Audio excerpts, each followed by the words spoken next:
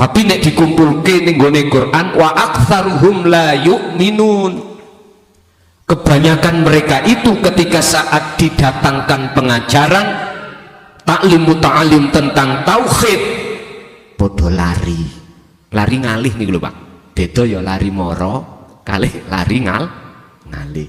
Tapi nek dituki rondo lari moro daftar nomor 1. Ya Allah.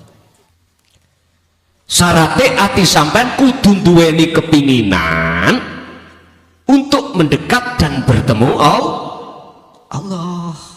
Lah, hati yang seperti ini hanya orang-orang yang hatinya sudah mau membuka diri hatinya dengan pengajaran tauhid. Walladzi arsala rasulahu bil huda wa dinil haq aidinut tauhid. Niki. Seberat apa wae jenengan dalam hal memahami, jenengan pun ngantos yang namanya putus asa, pun ngantos. Wis iku ngaji bingung niku. Ngajine wong bingung. Ngoten kita. Pertama, apa yang beliau lakukan para kekasih Allah itu wajib hukumin jenengan iki ninggalno pergaulan dateng orang-orang yang menarik jenengan dijak podo sesenengan urusan babakan dunya. Wajib jenengan ati jenengan boten jasad ati jenengan ngedoi menyang karaktere atine wong-wong sing wong iku podo sesenengan ladzatid dunya, sesenengan terhadap kesenangan dunya. Pun niki sampeyan catet. Wajib nih.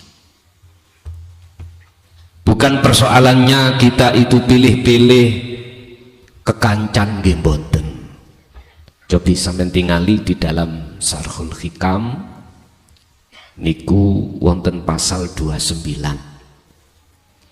Beliau Syekh Ibnu Athaillah niku dawuh wajib hukume si salik niki wong sing atine berjalan marek lan nuju Gusti Allah niku disebut salik. Wajib. Ojo kemampang ati sampean iku berbicara dengan atine wong sing atine iku karaktere iku karakter urusan babakan dunya. Pun ojo gampang. Secara jasmani monggo bergaul, mboten napa-napa. Tapi miturut makalah intine di situ adalah ruhani hati jenengan ini, jiwa sampean ini lah. Wajib ngedoi. Mungkin niki dalam makalah lain disebut kholwat, wajib hukumi. Para kekasih Allah itu Pak Bu, sampai akhir hayatnya hatta ya'tiyakal yakin, beliau-beliau itu gak gampang atine iku kenging terkena taktsirat dunia, pengaruh urusan dunia. Karena apa? Beliau-beliau iki ibarat coro ikan ngoten hidup di air asin, tiap saat dan waktu jasadnya campur dengan air asin, tapi ketika jenengan dahar tidak terasa asin. Secara jasmani monggo rapopon jenengan kali kula bergaul terhadap siapapun, monggo. Tapi ruhaniyah sampean jangan pernah bisa ditarik oleh karakter golongan orang-orang seperti itu. Lah niki bisa nih jenengan agawe seperti ini karena jenengan sudah di dalam hati ada dasaran ilmu tauhid. Pun iki mboten saged dicolong. Ini nggak bisa jenengan kalih kula apusi, mboten saged. Berarti hukum ta'alimut tauhid wajib atau fardu ain, wajib. manakala jenengan kali kula pengin ati iki saya suwe lama kelamaan bisa mengenal Allah lebih ke dalam lagi niki. Tapi nek dikumpulke ning gone Quran wa aktsaruhum la yu'minun, kebanyakan mereka itu ketika saat didatangkan pengajaran taklim muta'alim tentang tauhid podo lari ngalih nih lho Pak. Beda ya lari moro kalih lari ngalih. Tapi nek dituki rondo lari moro daftar nomor 1. Ya Allah. Kalau dibahas tentang bagaimana bisnis sukses, royokan Pak. Royokan. Kalau bicara tentang ijazah tentang iki kanggo nyukses non dunyo, berbondong-bondong. Tadi sudah dikasih rambu-rambu kali Bapak Ketua. Wala tansa nasibaka minad dunya. Urusan dunyo ya ojo bagianmu, ojo kok tinggal. Tapi kebanyakan orang tidak tahu, tidak mau mencari urusan akhirat. Padahal menurut surat Al-Qasas niku surat Al-Qasas ayat 77 yang Allah taruh itu adalah carilah akhirat dulu. Nggo urusan dunia sak ngintir-ngintiri. Pertanyaane, akhirat iku sok nek wis kiamat apa terjadi sakniki? Tergantung sing jawab. Kalau sing jawab iku hatinya ahli tauhid, ya ning dunia iki Pak Pun. Andai kata tidak ada di alam dunia ini alam akhirat, gak mungkin jenengan dikongkon mencari. Wabtaghi fima ataqallah darul akhirah. Sudah Allah anugerahkan akhirat itu. Oleh sebab itu carilah. Boleh ono lu ngoten lho. Mau kan sama disinggung. Makanya kula kantun nirake dawuh Mbah Yai mawon. Lah bagaimana kita bisa masuk ke alam akhirat saat di dunia ini Bapak Ibu? Ini pun sampun diteladanke dening Kanjeng Nabi yang tertuang di dalam Al-Qur'an surat Al-Ahzab ayat 21. Laqad kana lakum fi Rasulillahi uswatun. Duh jelas lah. Pundi isine uswatun hasanah beliau. Liman kana yarjullaha, ini Pak. Wal yaumal akhirata. Syaratnya ati sampean kudu duweni kepinginan untuk mendekat dan bertemu Allah. Lah hati yang seperti ini hanya orang-orang yang hatinya sudah mau membuka diri hatinya dengan pengajaran tauhid. Walladzi arsala rasulahu bil huda wa dinil haq aidinut tauhid. Niki. Berarti modal pertama sebelum jenengan iku bisa ngindari karakter wong-wong atine nang babakan donya, hati jenengan terlebih dulu sudah belajar ilmu tauhid. Alhamdulillah jenengan sik penak ditunggaki Mbah Yai. Estu penak. Kula dhisik niku ditunggoni tiyang sepah kula piyambak dilut 74 kula dibengat. Habis itu mboten diajarke sing ajaran vulgar kaya ngeten mboten, mesti pakai isyarah. Diteruskan Mbah Yai Bakhri Mojosari, diteruskan lagi di Tambak Beras Jombang itu putranipun Mbah Hasbullah. Nggih ngoten. Geser wis pokoknya kathah Pak. Tapi pada masa itu zaman di mana keterbatasan sang guru masyayikh kita untuk menerangkan lebih jelas, keterbatasan karena memang zaman dan waktu. Sama nggih penak jenengan. Tadi sampun disebutno Bidayatul Hidayah gitu. Bidayatul Ummah teng mriku wonten aqaid 50. Dibukalah yang namanya sifat wajib bagi Allah, diterangnya satu persatu. Disik mboten ngoten. klesik-klesik, ngerti klesik-klesik nggih, bisik-bisik. Shallu ala Nabi Muhammad. Mulai sifat nafsiyah, salbiyah, ma'ani, maknawiyah dikupas tadi habis. Ya Allah, enak sak mangke niku. Kula niki asline wajah niki wajah penipu, Pak. Nggih. Wajah kula niki wajah penipu. Penipu piye? Umur kula niku pun kawana. Sampeyan tak ngomongi kaget sampeyan. Kaya lak si ono umur 40 terus Pak Babino kaya 40 jare. Padahal Pak mohon maaf. Kalau niku pun kata. Pun mboten patek ana tenagane. Tapi yang jelas itu nggak penting bagi saya. Yang terpenting adalah bagaimana ilmu yang dari Allah itu langsung bisa kita terima dengan gampang difaham. Pun kalau toh memang wajib hukumnya kita belajar tauhid dalam rangka untuk mengesahkan Allah, mongko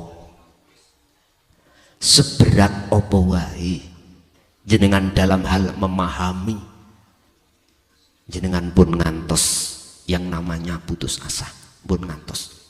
Wis iku ngaji bingung niku. Ngajine wong bingung. Ngoten kita. Pun direken Pak ngoten niku.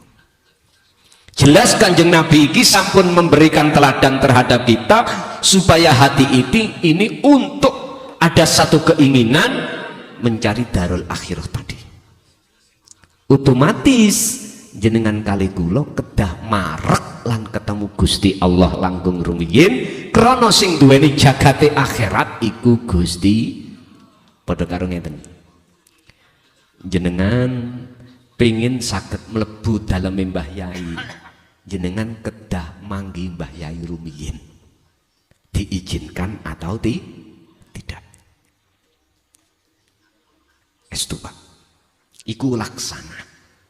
Artinya kita untuk bisa masuk wal yaumal akhirah jenengan langkung rumiyin terlebih dahulu hati jenengan harus ditazkiyatin nafsi.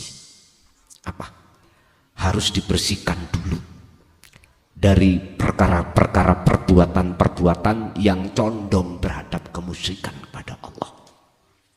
Itu otomatis yang bisa membersihkan hanyalah Allah. Jenengan kali kula kedah sowan rawuh ing ngersane Gusti Allah. Carane piye? Jenengan ilmu sampun dibekali, zikir nggih sampun dibekali, kantun jenengan nindakake. Nah, inilah jenengan yang kula sebut sebagai salikin utawi piro-piro wong sing ngadakake atine berjalan mendekat dan bertemu Gusti Allah. Baru jenengan temriku bakal dibukakan fatahallahu babal asrar.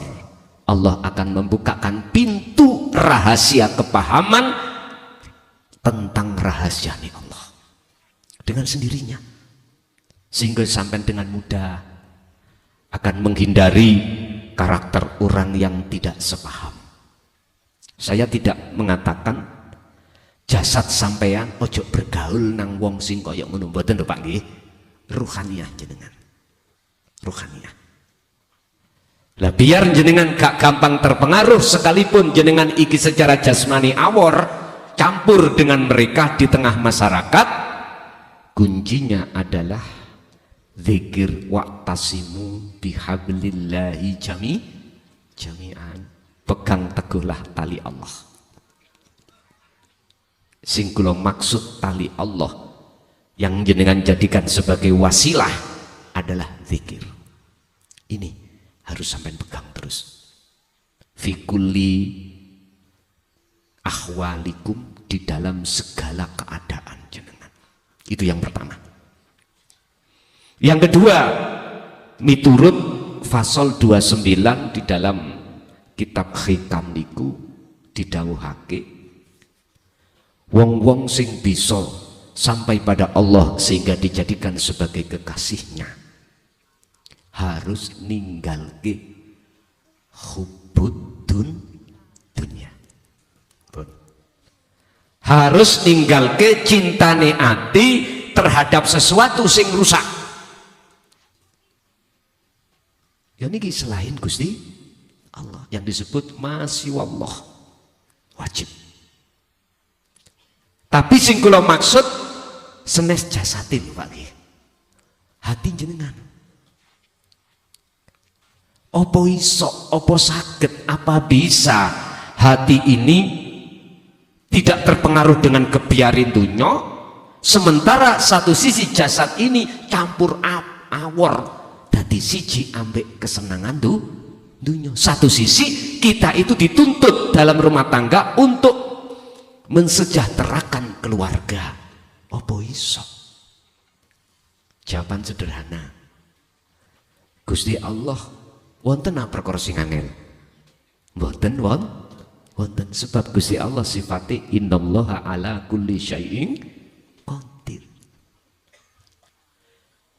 Nah terus piye carane? Bagaimana caranya jenengan kali kula tidak gampang mudah terkena pengaruh cintanin dunia iku ya napa?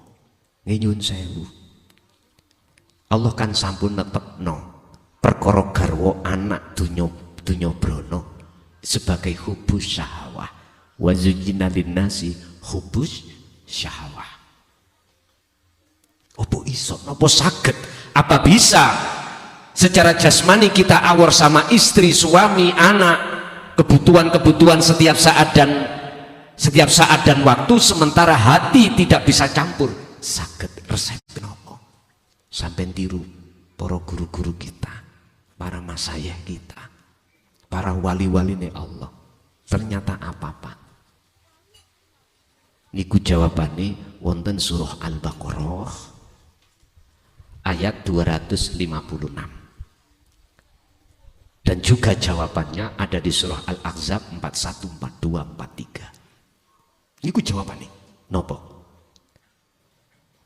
Jenengan kalih kula kedah ati iki basiroh jenengan ainul basiroh selalu bersaksi menyang sejatine Allah yang Rasulullah dawuhake di dalam, yang Allah dawuhake, yang dawe Allah diteruskan oleh Kanjeng Nabi di dalam surah Al-Kahfi, yaiku ilahukum ilahu wahid. Siapa yang dimaksud Allah ini? Ya ilahukum ilahu wahid. Itulah Tuhan kamu semuanya wahai manusia, Tuhan yang Maha Esa. Niki Pak. Fa aina ma tuwallu fa thamma wajhullah. Dimanapun hundi kuwi madhep ning ngajeng sampean, ning kiwa tengen ndukur nisor tanpa batas dan tanpa aran, eneng wajahi Gusti Allah. Lho niku dengan ainul basiro sampean akan bisa memandang alam akhirat itu jangan dipandang dengan ainul basariyah mata jasad, tapi bersaksilah, pandanglah dengan ainul basiro atau mata hati. Yusyahiduna annal fa'ila wallahu ta'ala. Jikalau jenengan mandangnya dengan mata hati, maka sejatine sing bimbing jenengan kali kula, sing ngedekno jenengan kali kula, sing ngrungokno kuping sangka swara, sing mata ndeleng pirang-pirang perkara, sing lesan iso omong, sing napas iso mlebu metu, ya kuwi Al-Ahad. Berarti atine iki mripat ati sampean kudu disambungke lewat dzikir sirul asror yang muncul dari tauhid la ilaha illa anta. Kalau ini sudah diteruskan, maka sampailah la ilaha illa ana, barulah alam akhirat terbuka lebar terhadap jenengan. Sing sapa wonge barang siapa mata hatinya sudah mengintip niku nginceng nih lho napa, melihat, memandang keindahan alam akhirat, maka saat itu juga ngalam dunya sing rusak iki, mohon maaf mboten nonton. Nggih niki karakter tabiate para kekasih Allah. Shallu ala Nabi Muhammad. Bapak Ibu hadirin jamaah rahimakumullah. Kalau jenengan iki sebelum saya katakan sebelum disebut apa muridan atau belum kami sebut sebagai wasilun, berarti kita disebut sebagai salikun. Sebelum disebut muradin, kita disebut sebagai wasilin atau disebut salikin. Perjalanan dalam rangka mendekat dan bertemu Allah. Lah kuncinya semuanya itu jenengan hati bisa ada keinginan, ada rasa rindu cinta kepada Allah dan bertemu Allah di dalam alam akhirat. Napa terus ayat wa dzakarallaha katsiran. Kuncinya ada di zikir. Sampai Allah dawuh di dalam surah Al-Insan, datang langsung kanjeng Nabi Muhammad, wadhkur isma rabbika bukratan wa asila. Baik siang maupun malam, hatimu wahai Muhammad jangan lepas ingat padaku, jangan lepas zikir padaku. Zikir iku eling lugote bahasane, secara istilah maknane zikir adalah hati jenengan wonten pangrasa sadar yen sejatine kabeh sing sampean tingali ning alam dunya iku af'ali Gusti Allah. Setuwoyo. Bagaimana mungkin kita akan bisa melihat iku af'ali Gusti Allah sementara kita masih ditutupi oleh af'ali dewi? Mboten saged. Artinya apabila di dalam hati kita masih kuat iman, rasa keakuan diri kita sebagai makhluk yang beraf'al, bagaimana mungkin jenengan ini akan bisa mengerti af'ali Allah? Mboten saged. Justru af'ali diri ini akan menutupi antara hati dengan Allah. Padahal kaifa yutasawwaru, padahal Allah itu tidak bisa ditutupi oleh suatu apapun. Nuwun sewu Bapak Ibu, memang boten ringan kados Mbah Yai didik jenengan kali kula niki tentang tauhid. Resikone luar biasa. Estu kula saged ngraosake niki karena kula nggih terlibat. Masya Allah, ulama sing paling soro adalah ulama yang berani kados Mbah Yai niki mengungkap rahasia tentang tauhid. Sebab dengan dasar itulah jenengan kali kula akan mengerti mana perbedaan antara sing rusak dan sing ra rusak, antara sing batil dengan sing hak, dan mengungkap rahasia di dunia ini tentang alam akhirat. Tondoni napa to Pak? Jenengan kali kula kalau hati iki mripate wis isok nyawang alam akhirat. Sederhana. Contoh, ketika jenengan menghadapi persoalan apapun, kalau di dalam hati panjenengan itu ada rasa la yarawna li anfusihim syai'an, jenengan iki ningati ono iman duduk makhluk, bukan makhluk ini yang berperan, justru ning ati sampean yusyahiduna anal fa'il huwallahu ta'ala, justru wujud sejatine Allah iku yang beraf'al. Ikulah setengah songko tondo jenengan iku ati wis dikersane Allah nyawang alam akhirat. Bon niki sapa wonge sing atine wis dikersakno Allah bisa nyawang alam kahanan alam akhirat, mongko atine wong iku mesti tatmainnul qulub, damai, anteng, bahagia, sesuai dengan dawuh Gusti Allah di dalam surat Ar-Ra'd ayat 28. Napa? Alladzina amanu wa tatmainnu qulubuhum bi dzikrillah. Amanu niki tafsirannya itu bukan orang yang beriman terhadap Tuhan iku nama, bukan. Amanu ini orang-orang yang hatinya sudah bisa menerima tentang ilmu tauhid. Inilah yang kumaksud amanu di sini.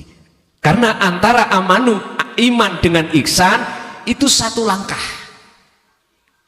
Inilah nanti yang jenengan akan disebut sebagai golongan muhsin.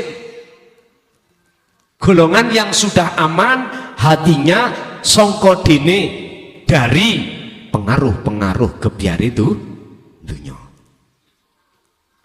Sebab apa? Mereka hatinya tenang karena mereka bisa bidzikrillah, selalu eling, selalu sadar bahwasanya segala hal apapun itu sumber parane sangka Gusti Allah, tidak dari makhluk. Loh, niki lho Pak Bu, kalau tidak dibiasakan hati kita untuk mengasah zikir yang seperti ini, mboten mungkin jenengan kali kula niki gampang dengan mudah menghindari pengaruh dunia, mboten gampang, perlu dilatih. Nyun sewu, justru para wali-wali Gusti Allah dulu kekasih Allah tidak hanya meninggalkan urusan pergaulan masyarakat atau meninggalkan cintanya terhadap dunia secara rohaniah, akan tetapi kebanyakan dulu ditempuh sejasatiahnya. Jasati yo ninggalno, garwa ditinggal, anak ditinggal, nyambut gai ditinggal. Pokoknya beliau kholwat, memaknai kholwat, mentarkib atau mentasrif daripada kholwat niki wajib ninggalno urusan dunia baik dohir maupun batin dulu Pak, dulu.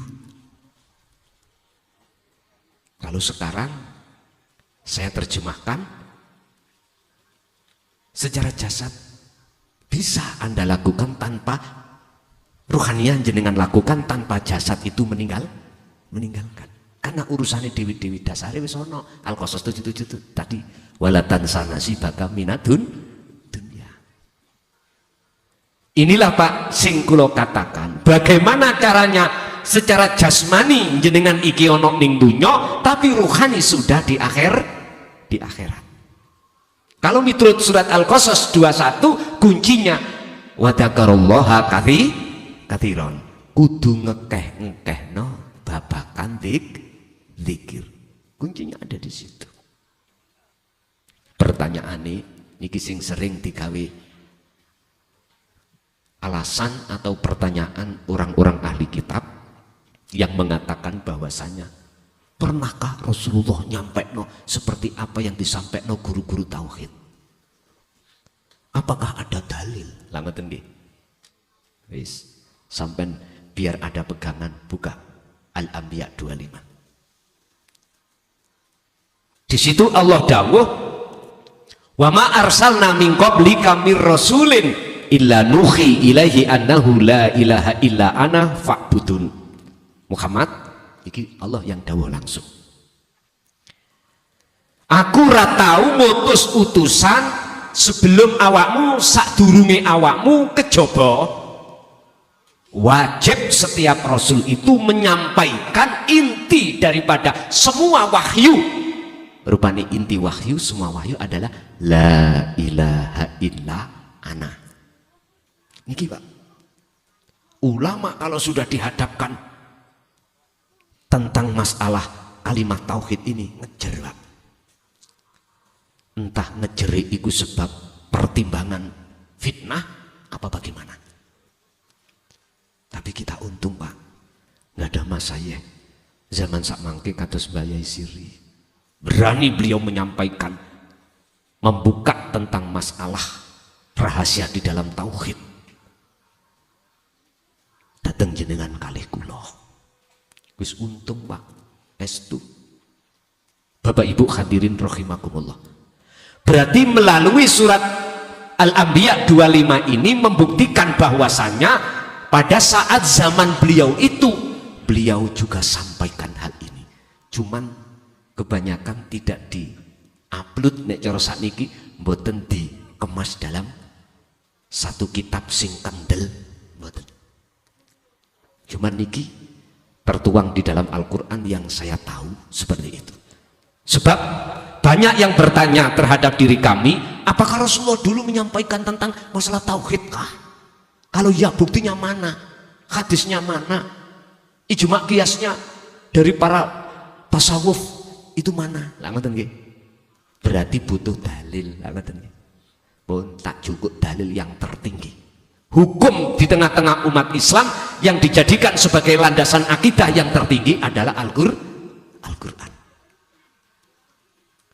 Berarti kanjeng Nabiku tidak akan disebut dan tidak diperintahkan Allah sebagai utusan manakala beliau tidak menyampaikan tentang risalah tauhidiyah. Pun titik, ngoten lho. Bantah, monggo dibantah. Mboten napa-napa. Sebab cara wong bantah niku kan memakai berbagai macam tafsir. Lah ngoten nggih. Monggo. Saya memang belajar menghormati pendapat orang lain. Jenengan bantah mboten kula salahke. Estu mboten. Karena saya memang belajar untuk menghormati hak asasi orang lain. Nyun sewu. Jangan harap jenengan akan bisa masuk di alam akhirat, sok ning akhirat, manakala jenengan ning dunya iki belum bisa mlebu ning alam akhirat. Ono dasari wonten. Nggak percaya buka di dalam surat Al-Isra ayat 72. Wong sakmene kae ya tidak akan bisa pulang sampai ke rumah dengan benar apabila semua mripate wong sakmene kae merem kabeh. Nggak percaya dajalan dulu. Mboten saged. Nggih napa mboten? Niki ayate ngoten nih. Siji mripate kudu melek, jikalau ingin bisa sampai ke rumah, loro kudu ana cahaya. Sing sifatnya cahaya membedakan antara jalan dengan bukan, antara barang hak dan barang batil, antara barang rusak dan barang bakok, antara masih wallah dan Allah itu sendiri Allah. Niki berarti bagaimana caranya jenengan bisa kondo? Ya mlebu akhirat dulu. Kalau posisi hati sampean dereng saged mlebu nang alam akhirat, jenengan salib itu wajib si salib iki dinyalakan nur makrifati di dalam jagati hati. Nur makrifat itu Allah akan nyalakan manakala jenengan ini wa dzakarallaha katsiran, terus menerus oleh zikir yang pundi yang dimaksud. Zikir niku bisa jenengan lewat jahri, lewat sirri, ya tak? Lewat fatihah, lewat syukur, lewat sholawat, lewat tasbih, semuanya disebut zikir secara lugot. Tapi manakala ini tidak jenengan sertakan la ilaha illa anta, maksudnya adalah sirul asrar, mohal. Nur makrifat itu Allah akan nyalakan. Kalau di dalam kitab hikam itu disebut nur makrifat itu bisa dikatakan ai warid. Sing maksud tujuannya nur makrifat itu adalah mengusir kegelapan. Mana yang menjadikan gelap hati kita, itu Allah usir lewat nur makrifat. Ingat, al-kaunu zulmatun. Kaun niku perkara selainnya Allah. Ya disebut makhluk niku. Sifatnya niku zulmah. Meteng no hati sampean kali kula. Bukan meteng hamil loh ya. Menggelapkan hati jenengan datang Allah. Ini bisa sirno manakala nur makrifat itu Allah nyalakan dalam hati jenengan. Sedangkan nur makrifat itu Allah nyalakan nurun ala nurin yahdillahu li nurihi may yasha, itu Allah akan nyalakan dalam terhadap hamba yang digendaki, karena jenengan iki terus menerus hati berzikir datang Gusti Allah. Zikron katsiron ya ayyuhalladzina amanu kurullaha zikron katsiron. Nek cedarek pondok laranya apa toh? Ngarep ono fi'il amar kok mburi ono maf'ul mutlak. Cukup fi'il amar aja. Tapi di sini ada maf'ul mutlak. Sing tujuannya faedah li taukid, untuk menguatkan yang dimaksud dzikir iku sing ya apa? Zik wa dzakarallaha katsiran wa dzakara, yaiku dzikir sejatine dzikir. Berarti bab dzikir ini kita tidak cukup memahami secara lughat, artinya ingat, tapi harus kita fahami secara istilah. Apa? Dalam hati harus nyadari lewat pangrasa yen sejatine kabeh iki af'ali Gusti. Berarti kita belajar gak ngaku. Paham gak? Wabot tapi enteng. Sing gelem istiqomahno. Ibu sambil masak apa sih eleke ati ambek zikir. Mboten elek, mboten enten elek. Makanya ibu sing biasa senani ngerumpi. Ngertos ngerumpi nggih? Mari masak mbah-mbah ditinggal kerja ayahe nonggo ngobrol ngerasani ngalor idul. Jadi wong Mojokerto tapi sedina lambe iki nek gak ngerasani koyoke rasane pahit. Nggih ta Bu, jadi Bu. Mriko Mojokerto. Tapi jenengan santrine Mbah Yai lebih-lebih wis ngejoki tauhid, insyaallah mboten. Ngoten nggih. Biasakanlah hati untuk selalu ingat pada Allah. Jadi karakter dua yang beliau para aulia Allah tinggalkan itu bisa jenengan lakukan, kuncine iku namung wonten zikir pun. Sampai kecok ini sederhana, zikir masya Allah. Sakarsan jenengan cara lesan mengucapkan Allah monggo, mengucapkan tasbih monggo, mengucapkan sholawat syukur silahkan. Walaupun hanya hati mengucapkan Allah monggo, tapi sak jerone ati ingat ono jenenge al-fuad. Wong Jawa marani telenge ati. Niku lho sampean gugah. Itulah pangrasa. Sebab rasa iku enggak pernah bujuk. Rasa iku nek putih ya putih, nek pahit ya pahit. Kalau singkong rasane ya singkong, nggak mungkin singkong terasa anggur, mboten mungkin. Nggak pernah bohong. Artinya telenge ati sampean kali kula niki lho Bapak Ibu. Tolong sampean gugah.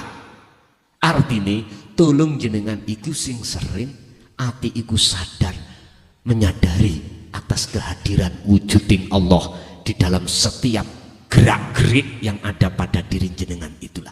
Inilah yang dimaksudkan Nabi dalam satu hadis tentang masalah ihsan, antabudallaha ka'annaka lahu taro. Kalau panjenengan belum bisa dikatakan makrifat pada Allah, melihat wujud sejatinya Allah, wala takun, jikalau kau belum bisa, bagaimana?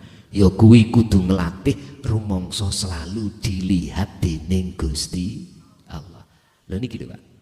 Memang ada tahapnya, prosesnya seperti itu. Nanti aku yakin pasti sesuai dengan janji Allah di dalam surah Al-Ankabut ayat 5. Barang siapa yang hatinya ada keinginan untuk ketemu aku, terus berjalan sebagai salik, aku berjanji, iki Allah yang berjanji, dalam waktu yang sudah aku tentukan pertemuan itu akan terjadi. Kapan-kapan nih, di saat jasad sampai nyapo-nyapo, iku mah urusane Gusti jenengan kali kula namung ngejoki rapet atas apa yang sudah wasiatkan dening Mbah Yai, yaitu tentang zikir. Pun kula mboten saged ngaos kata-kata. Sukni ajeng teng Lampung. Tengene pundi niki Lampung Tengah. Di sana niku mayoritas nggih wong Jawi, gitu. Wong Kediri, kathah, Blitar, Tulungagung, Trenggalek, Nganjuk. Kebanyakan mereka nggih ngapunten ingkang kawathah. Dene malam hari ini kula nyuwun duka Mbah Yai mboten saged dangu-dangu. Cuman mawon seperti biasane bar napa materi sing kula sampaiake tetep kula buka tanya jawab. Kula nderekake panitia mawon, terus kula dibisi panitiani. Gus loro wae, gak akeh nggih pun kula manut ngoten. Jadi ibu setunggal, bapak setunggal. Nggih, monggo menawi derek duka Mbah Yai, derek duka. Monggo menawi wonten sing tanglet. Bapak dulu monggo ya mikir sakit tak ditarik mereka nih utawi jenengan sakit meriki Pak